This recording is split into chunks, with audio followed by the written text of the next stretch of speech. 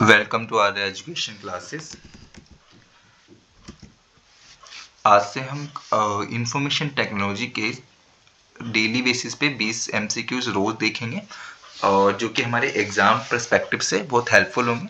तो हम class 10th के चैप्टर 1 जो कि कम्युनिकेशन स्किल है इंफॉर्मेशन टेक्नोलॉजी के अंदर, उसके आज 20 क्वेश्चन करने जा रहे हैं, यानी कि 20 एमसीक्यू। तो स्टार्ट करते हैं क्वेश्चन नंबर 1 से। तो क्वेश्चन नंबर 1 हमारा है कि dash the communication makes understanding easy and fast. कि किस टाइप की कम्युनिकेशन जो होती है जो इजी एंड फास्ट होती है। तो यहाँ पे जो हमारा आंसर बनेगा वो हमारा फेस टू फेस कम्युनिकेशन बनेगा, बिकॉज इसमें क्या होता है कि जो भी इंफॉर्मेशन होती है वो इजीली अंडरस्टैंड हो जाती है, कम्युनिकेशन फास्ट होती है। बाकी रिटर्न और ईमेल जो है उसके लिए आपको काफ़ी टाइम के लिए वेट करना पड़ता है रिप्लाई के लिए। तो इसका आंसर जो भी होगा वो होगा हमारा बी पार्ट। तो B is the correct answer. Now अब मूव कर सकते हैं क्वेश्चन नंबर 2 पे। तो क्वेश्चन नंबर 2 हमारा यहाँ पे है कि communication is the dash of information within a group or between two or more individuals to reach a journal a common understanding. तो इसमें क्या होता है कि दो या दो से ज़्यादा ग्रुप के बीच में अगर आप इंफॉर्मेशन क्या कर रहे हो, शेयर ही कर सकते हो। तो इसका आंसर जो आपका होना चाहिए बी पार्ट, क्योंकि इंपॉर्टेंस इसके अंदर नहीं बनेगा आपका। तो answer will be B part. तो sharing will be the correct answer for this question. ठीक है, now we can move to the question number 3। Here the question, if you need the apply for a leave at a work. अगर आपको छुट्टी चाहिए job पे से, ये काम से अपने, तो कौन सा मेथड आप यूज करोगे? तो ईमेल, पोस्टर या न्यूज़ लेटर्स एंड ब्लॉग। तो ईमेल आप, इसका बेटर आंसर रहेगा, बिकॉज पोस्टर आप सबको इन्फॉर्म तो नहीं कर रहे हो। तो email will be the correct answer for the question number 3। या email is the correct answer. Now move to the question number 4। Dash is a communication takes place between two individuals. ठीक है, ऐसी कम्युनिकेशन दो individuals के बीच में है और there for a one on one discussion हो रहा है यहाँ पे। And it can be formal और इनफॉर्मल, मतलब फॉर्मल भी हो सकती है और इनफॉर्मल भी हो सकती है। और ये जो ग्रुप है बहुत ही टू इंडिविजुअल्स के बीच में है, तो यानी कि दो लोगों के बीच में। दैट्स मीन्स कि अब इसका जो आंसर हमारा बनना चाहिए वो है हमारा स्मॉल ग्रुप ऑफ कम्युनिकेशन। या small group communication is the correct answer. चलिए नाउ मूव करते हैं क्वेश्चन नंबर 5 पे। इस क्वेश्चन के अंदर आप देखते हैं कि dash this type of communication is based on writing words. Writing words से हमें पता लग गया है कि रिटर्न के बारे में बात हो रही होगी। It can B letters, circulars, report, manuals. जब भी आपका रिटर्न से रिलेटेड कोई भी इंफॉर्मेशन आती है वो हमारी रिटर्न कम्युनिकेशन का पार्ट होता है। तो आंसर इसका हमारा क्या होगा? Written communication. तो क्वेश्चन नंबर 6 की ओर मूव करते हैं। Having a conversation with a more than two people, मतलब दो लोगों के बीच में, दो लोगों से ज्यादा। Having a conversation with a more than two people, ठीक है, is a type of dash communication. मतलब दो लोगों से ज्यादा के बीच में अगर हम कम्युनिकेशन कर रहे हैं तो हमारी वो किस टाइप की कम्युनिकेशन होगी? That is the small group communication. What kind of words should be use when the communicating verbally. जब आप वर्बली कम्युनिकेट कर रहे हो, किसी से बातचीत कर रहे हो, तो उस समय हमेशा आपको सिंपल वर्ड्स का ही यूज करना पड़ता है। तो इसका आंसर होगा आपका सिंपल। क्वेश्चन है आपका, why do we use emails. तो ईमेल्स का हम यूज क्यों करते हैं? तो इसके अंदर कुछ कई सारे ऑप्शंस गिवन है यहाँ पे। तो पहला ऑप्शन है यहाँ पे, to communicate with a large number of people at a once. हाँ, कर सकते हैं, क्योंकि एक बार में मल्टीपल्स ईमेल्स लोकेशन पे शेयर कर सकते हैं, मल्टीपल ईमेल आईडीज को। और to share document files, document files करते हैं शेयर, ठीक है। To communicate with each other in a real time. Real time में तो नहीं होता है, बिकॉज क्योंकि अगर हम ईमेल भेजते हैं तो रिप्लाई आने में काफ़ी टाइम लग जाता है। और अगला है to keep a record of a communication. हाँ, ये भी कह सकते हैं कि रिकॉर्ड तो होता है, पर इसका जो मोस्ट सुटेबल आंसर जो होना चाहिए वो हमारा होगा to communicate with a large number of people. तो इसका ऑप्शन ए, या इट इज करेक्ट। चलिए मूव करते हैं क्वेश्चन नंबर 9 पे।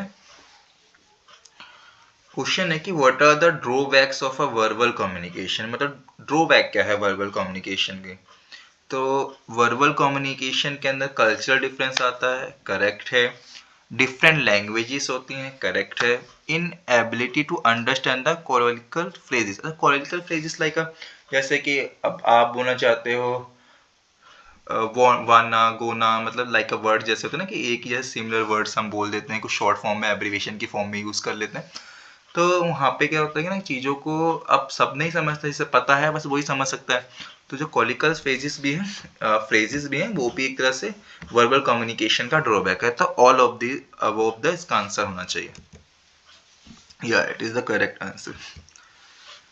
अगला क्वेश्चन है आपका कि कितने percent communication take place through the body movements and facial expression and arm etcetera, मतलब कितना परसेंट आपका कम्युनिकेशन के अंदर मूवमेंट, फेशियल एक्सप्रेशन और आर्म्स इंक्लूड होते हैं जब आप बोल रहे होते हैं।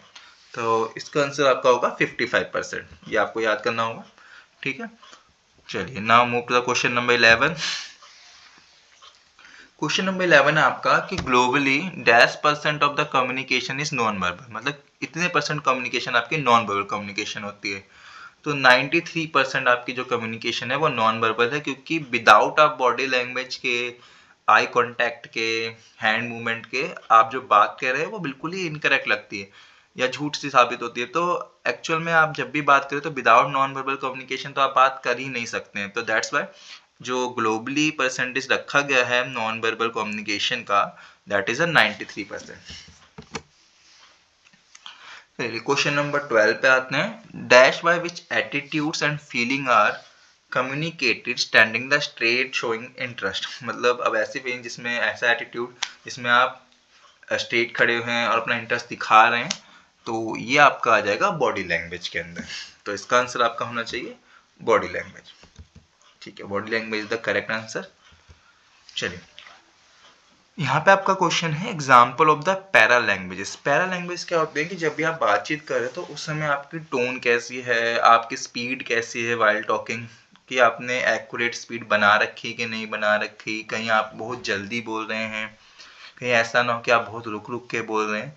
तो आपकी जो फ्लुएंसी होनी चाहिए वो अच्छी होनी चाहिए, आपके टोन जो है वो भी अच्छी होनी चाहिए। तो इसके अंदर हमारे जो दोनों ऑप्शंस हैं आपके, use a suitable tone and volume and maintain a moderate speed while talking, तो both will be the correct answer। तो इसका सी पार्ट होगा वो आपका करेक्ट होगा, यानी कि बोथ ए एंड बी।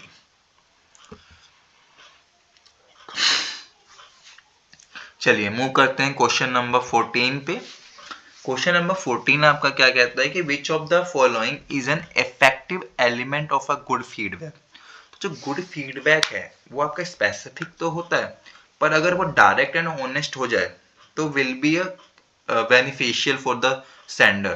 तो डिटेल्ड एंड टाइम कंज्यूमिंग तो नहीं होगा इसका, ओपिनियन बेस्ड बोल सकते हैं, पर इसका जो वैलिड आंसर यहाँ पे होना चाहिए वो हमारा होना चाहिए डायरेक्ट एंड ऑनेस्ट। तो direct and honest is the correct answer for question number 14। Now we can move to the question number 15। Question number 15 हमारा यहाँ पे शो कर रहा है from the following which one is the not a common communication barrier, मतलब ऐसा कौन सा बैरियर है इसके अंदर से जो कम्युनिकेशन बैरियर के अंदर नहीं एग्जिस्ट करता। तो यहाँ पे आपका जो फाइनेंशियल बैरियर है, यानी कि पैसे से लेन देन जो भी हमारा एक फर्म में वगैरह जहाँ पे भी यूज हो रहा है, तो उसका कम्युनिकेशन से कोई लेना देना नहीं होता। तो इसके अंदर जो कम्युनिकेशन बैरियर है वो हमारा कम्युनिकेशन सॉरी जो फाइनेंशियल बैरियर है वो हमारा कम्युनिकेशन बैरियर का पार्ट नहीं होगा।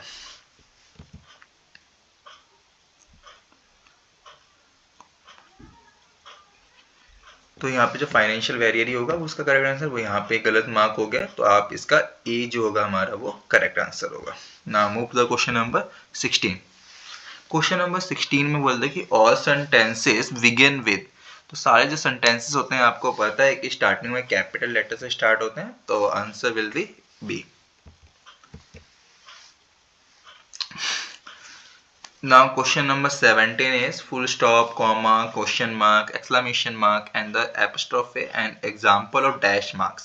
तो ये सारी जो चीज़ें होती हैं हमारी, ये सारे जो सिंबल्स होते हैं हमारे पंक्चुएशंस के अंदर आते हैं।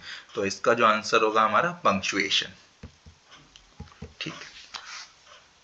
इसके अंदर क्या है कि dash is an instance of non verbal communication. मतलब इंस्टांस मतलब तो आपको पता हुआ कि इंस्टांस हम एग्जांपल्स को बोलते हैं, तो इनमें से कौन सा एग्जांपल है जो नॉन वर्बल कम्युनिकेशन का है।